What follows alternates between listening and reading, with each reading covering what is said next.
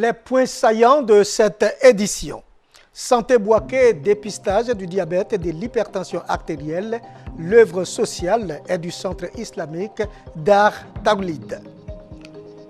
Fait divers, les 2 écoliers enlevés à Kodeyaokro ont été retrouvés. Le ravisseur est un ancien manœuvre agricole qui indique que les parents des enfants n'ont pas été reconnaissants à son endroit.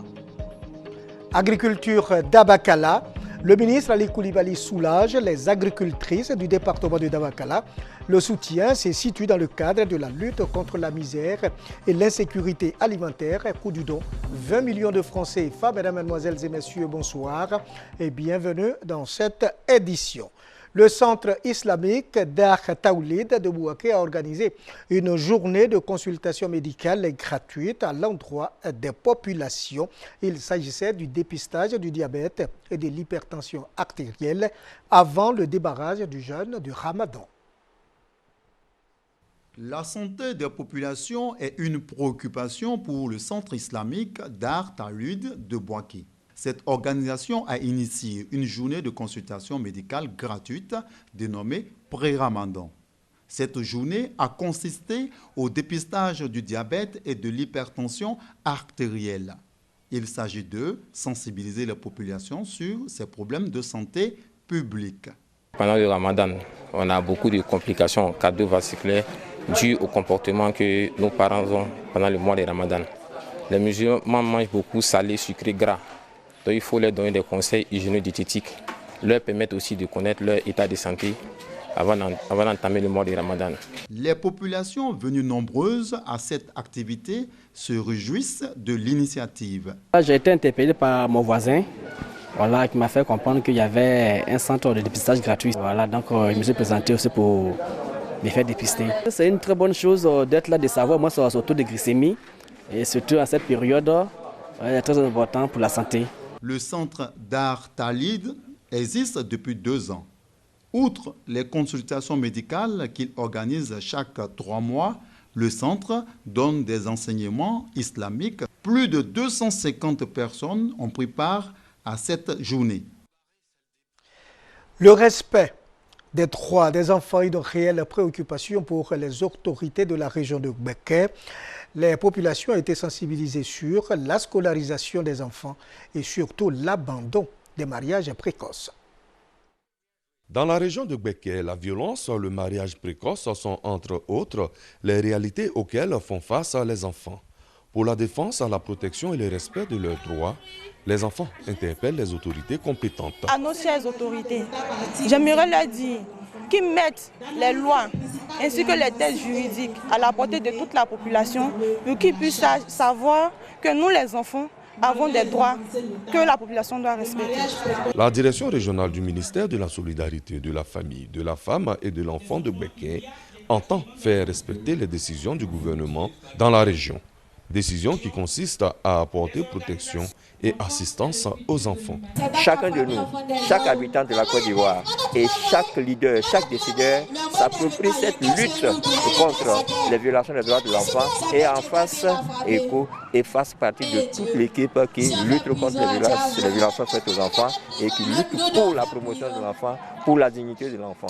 Plusieurs ONG, organisations non gouvernementales, œuvrent pour la défense et la protection des droits des enfants à Bouaké.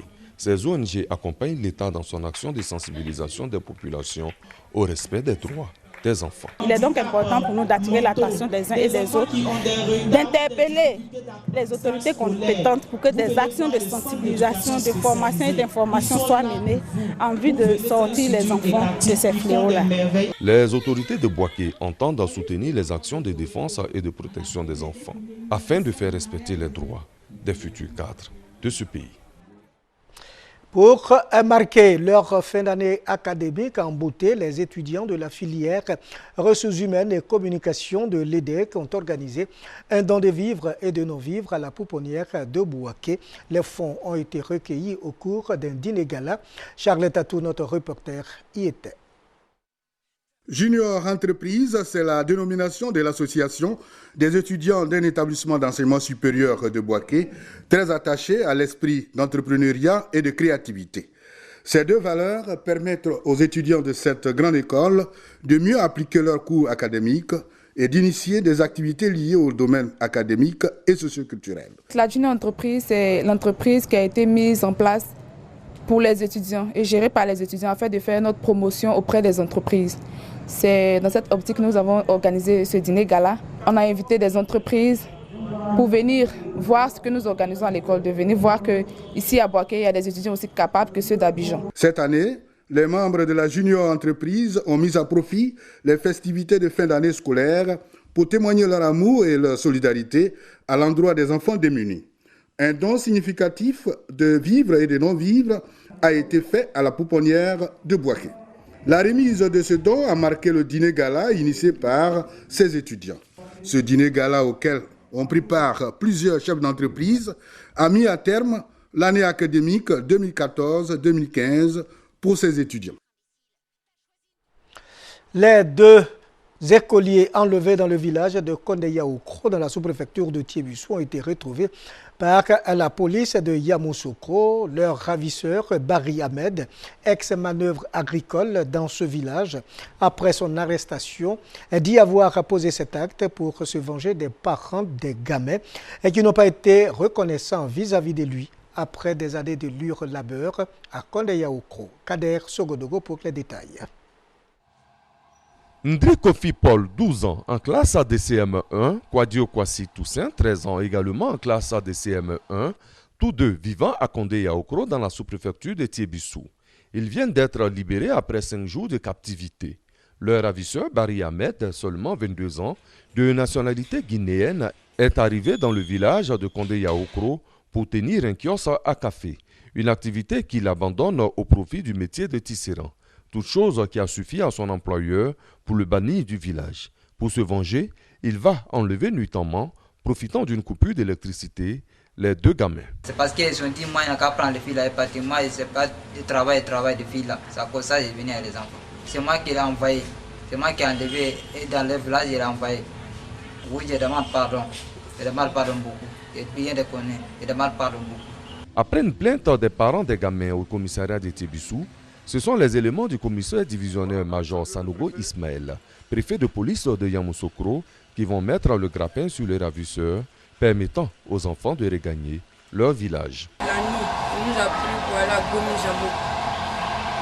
Il m'a dit on n'a qu'à le faire transfert. On venait, il dit il faut bien arriver au village. Il a arrêté la voiture en même temps on est venu. On est content parce qu'on va voir nos parents. L'arrestation de Barry Ahmed a été rendue possible grâce à une information anonyme. Toute chose utile pour la sécurité de tous. Les étudiants de l'Institut Polytechnique Félix Houphouët-Boigny de Yamoussoukro sensibilisés sur la protection de l'environnement. Au menu des séances de planting d'arbres et des communications, les étudiants futurs cadres du pays sont invités à protéger notre patrimoine naturel pour les futures générations.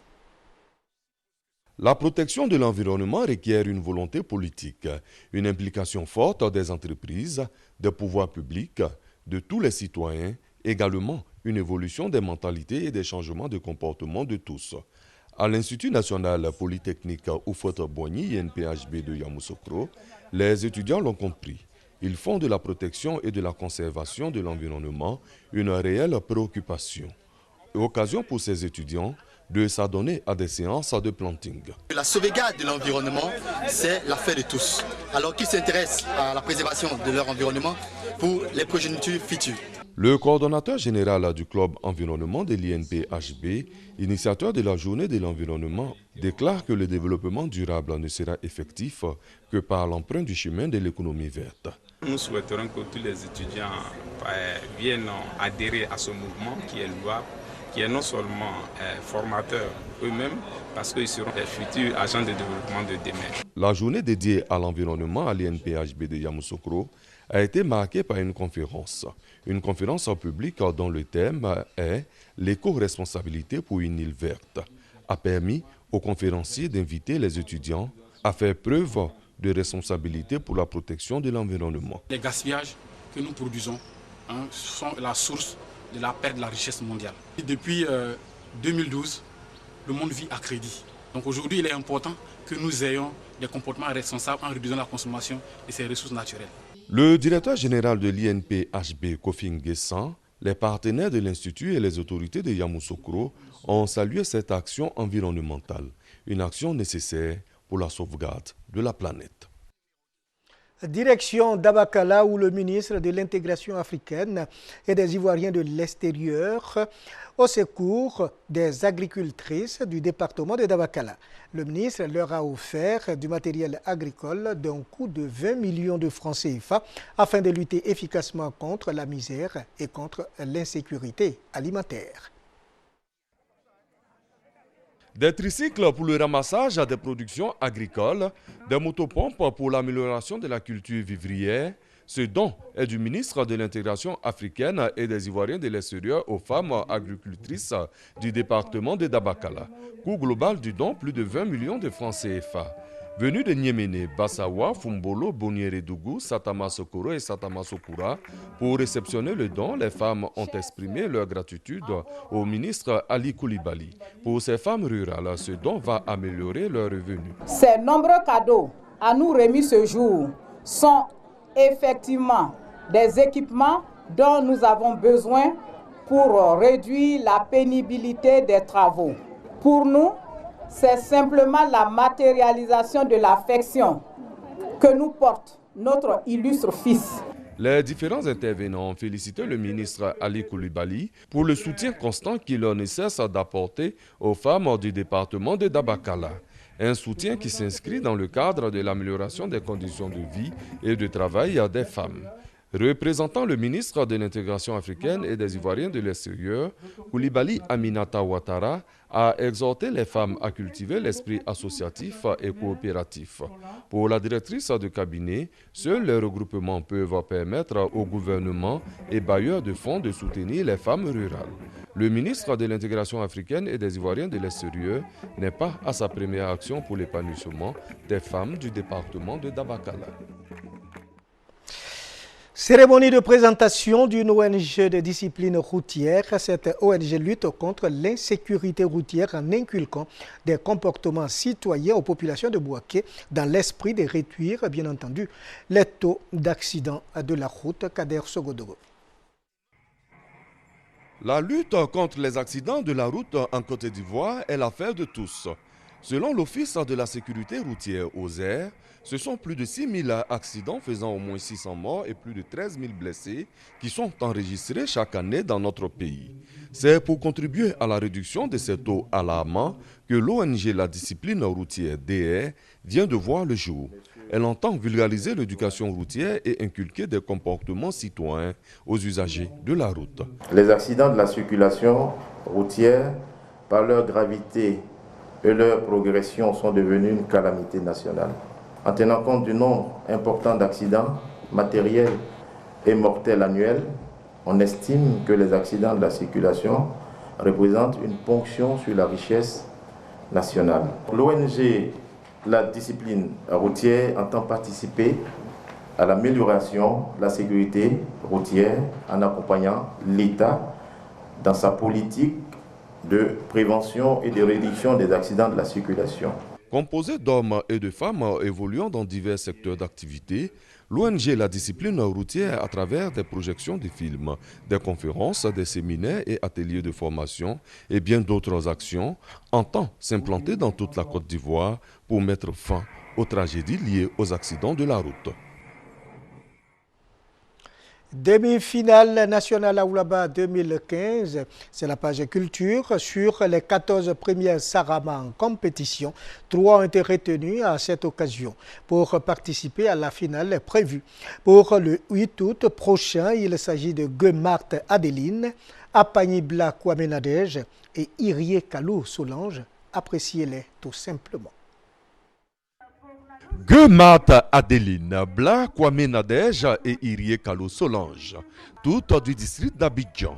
C'est le trio des premiers Saramans qui s'ajoute aux 15 finalistes du concours Aoulaba 2015. Ces 3 canons de la beauté africaine ont été élus à l'occasion de la demi-finale du 10 concours qui a eu lieu à Bouaké. 14 candidates étaient en lice pour cette demi-finale. Elles sont issues du district d'Abidjan et des régions de Béké, du Bélier, du Sud Komoué, du Haut-Sassandra, de la Nawa, du Ga, des Grands Ponts et du Tonkoué. Après les deux passages, Anthony Boubou et Maxi des candidates, le jury a porté son choix sur Gueux Marthe Adeline, 29 ans, mère d'un enfant, célibataire et commerçante. Apagni Blanc Kwame Nadège, 35 ans, mariée et mère de 2 enfants, fonctionnaire. Irie Kalo Solange, 43 ans, 3 enfants, célibataire et commerçante. Placé sous le thème « Le rôle de la femme dans la réconciliation et l'unité nationale », le comité Aoulaba Côte d'Ivoire veut, à travers ce concours, contribuer à la promotion de la culture ivoirienne et à la valorisation des canons de beauté de la femme africaine.